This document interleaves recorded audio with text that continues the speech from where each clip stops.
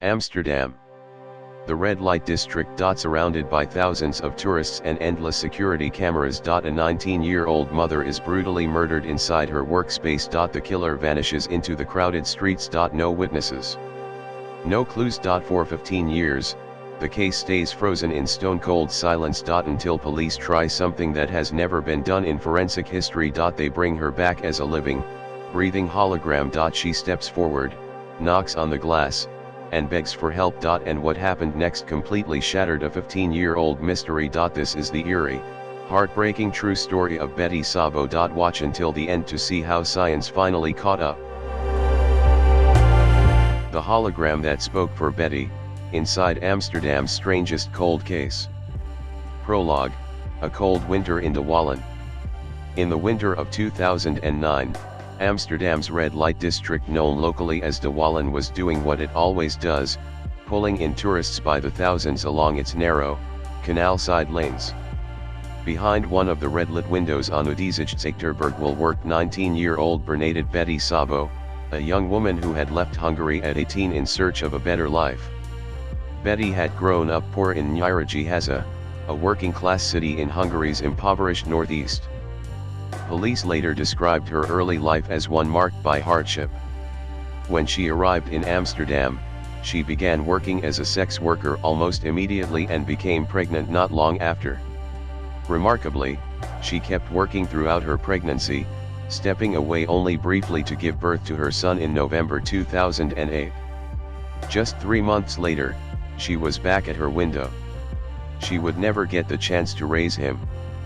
Her son was placed with a foster family after her death and grew up never knowing his mother. The crime and the silence. In the early hours of February 19, 2009, 2 of Betty's fellow sex workers, working nearby along the same canal, noticed something was wrong. The music Betty always played in her room had gone silent. When they went to check, they found her lying in a pool of blood in her workroom. She had been stabbed dozens of times. The location made the crime almost inconceivable to solve, and yet somehow, no one had seen or heard a thing. De Wallen is one of the busiest, most heavily trafficked and camera-monitored areas in the Netherlands. Amsterdam police threw real resources at the case.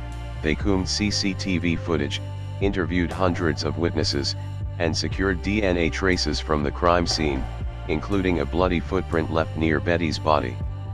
Investigators suspected early on that the killer may have been a short-term visitor to the city rather than a local, someone who could vanish back into the anonymity of international tourism within days.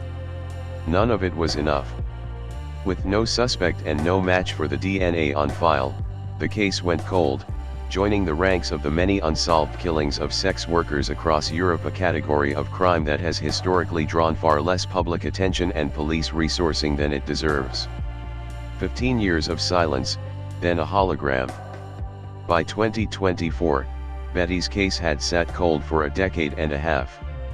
That year, Amsterdam's cold case team decided the file deserved one more serious push, and an unconventional one.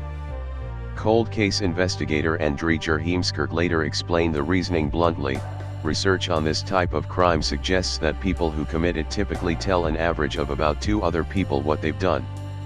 If that held true for Betty's killer, then somewhere out there, someone almost certainly still knew something. Starting on November 9, 2024, Amsterdam police launched a week-long campaign in the red light district to try to jog exactly those memories. Its centerpiece was startling: a life-sized, 3-dimensional hologram of Betty, installed behind a window steps from where she had actually worked and died. The likeness was carefully, almost eerily accurate. The hologram was dressed in denim shorts and a leopard print bra, with a tattoo visible across her stomach and chest, and it moved, reaching out to knock on the glass before leaning forward, breathing on the window, and writing the word help in the fog. Passers-by walking the same lane where dozens of real women still sit behind glass would suddenly find themselves looking at a woman who had been dead for 15 years, silently asking for their help. Amsterdam police spokesman Olaf Brink told AFP the case had never truly been closed in the department's mind, and that a review of the file had turned up promising leads worth chasing. Alongside the hologram, Police also revealed for the first time on the investigation program Opsporing Verzoek that they had recovered a bloody footprint from the murder scene, a detail held back from the public for years, likely to help investigators filter out false confessions and unreliable tips. To sharpen the incentive further, the reward for information leading to a resolution was raised to €30,000, worth roughly $32,000. The campaign, titled Who Was Betty?, was covered by outlets from CNN to Dutch national broadcasters to Brazilian and international press, turning a 15-year-old case in a single European city into a genuinely global story. On the ground in the Wallen, the reaction was visceral. One 80-year-old visitor told reporters he had traveled into the city specifically after reading about the display in the newspaper. A younger local woman, who worked at a nearby charity, said the hologram made the killing feel real to her in a way that a news article never had, turning an abstract statistic into a neighbor. Within the first week alone, police confirmed they had already received several new tips generated directly by the campaign. The breakthrough, DNA catches up. For nearly a year, the case moved quietly behind the scenes as investigators worked through leads generated by the hologram and the renewed public attention. Then, on October 7, 2025, police announced a genuine breakthrough. The Dutch Forensic Institute had found 2 DNA matches connected to the case, using new forensic techniques applied to material preserved since 2009. Investigators believed both individuals were likely former clients of Betty's, and said they expected to identify them quickly. By the time police discussed the case again publicly in early 2026, the picture had grown even more detailed. Detectives revealed on Opsporing Verzoek that they had, in fact, secured multiple DNA matches from traces gathered at the scene back in 2009, and expected to soon learn the identities of some of the men who had visited Betty on the night of her death. Police gave those individuals a direct, if pointed, opportunity: come forward voluntarily, or expect to be contacted once your identity is confirmed through the DNA match. It was a striking pivot for a case that had gone nowhere for a decade and a half, proof that forensic science quietly continues to improve long after an investigation has technically gone cold. Where things stand. As of early 2026, the case remains active and, for the first time in years, genuinely moving. In February 2026, 2 forensic investigators from the Amsterdam Forensic Investigation Service who had worked directly on the hologram project gave a guest lecture to university students, using Betty's case as a teaching example of how cold case work and public-facing forensic campaigns can intersect.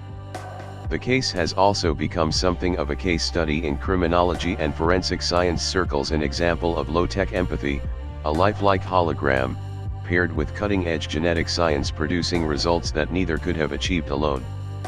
No arrest has yet been announced, and no trial date has been set. The identities of the DNA matches have not been made public, and it remains unconfirmed whether any of them belongs to Betty's actual killer rather than simply a client who visited her earlier that night. Cold case investigations of this kind often move in this frustrating, incremental way. A match doesn't hand police a killer, it hands them a name to investigate, cross-reference, and, eventually, hopefully, confront. Why it mattered? Whatever the case's ultimate outcome, the hologram campaign already accomplished something significant on its own. It briefly forced the world to look, really look, at one of the roughly 1,000 women who work behind Amsterdam's red-lit windows, and at how easily violence against sex workers can be overlooked, under-investigated, or simply forgotten. Betty Szabó was a teenager, a new mother, and someone's daughter and colleague, murdered in one of the most surveilled and crowded districts on the continent, and for 15 years, that was where her story stopped. The hologram gave it a new ending to reach for, not closure yet, but movement. A DNA match. A name being chased. A case file that, after a decade and a half of silence, is finally being written again.